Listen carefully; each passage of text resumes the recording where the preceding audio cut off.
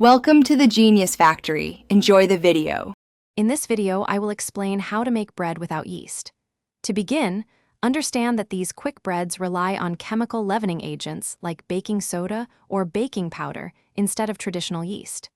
This method is perfect for when you need a fast loaf or don't have yeast on hand.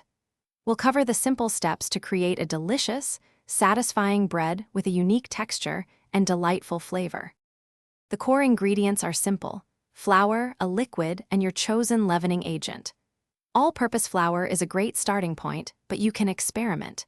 If using baking soda, ensure you pair it with an acid, such as buttermilk or lemon juice, for proper activation. Baking powder, on the other hand, is self-contained and only needs moisture and heat to work its magic. First, thoroughly whisk your dry ingredients together in a large bowl to ensure even distribution of the leavening agent. Next, add your wet ingredients and mix just until everything is combined. Overmixing can lead to a tough bread. Transfer the dough to a prepared pan and bake at 375 degrees Fahrenheit for about 30 to 45 minutes, or until a toothpick comes out clean. Don't be afraid to get creative with your no-yeast bread.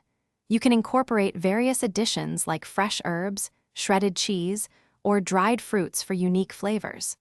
Try using whole wheat flour for a heartier loaf or even a gluten-free blend. Always allow your bread to cool completely before slicing, and store it in an airtight container to maintain its deliciousness for several days.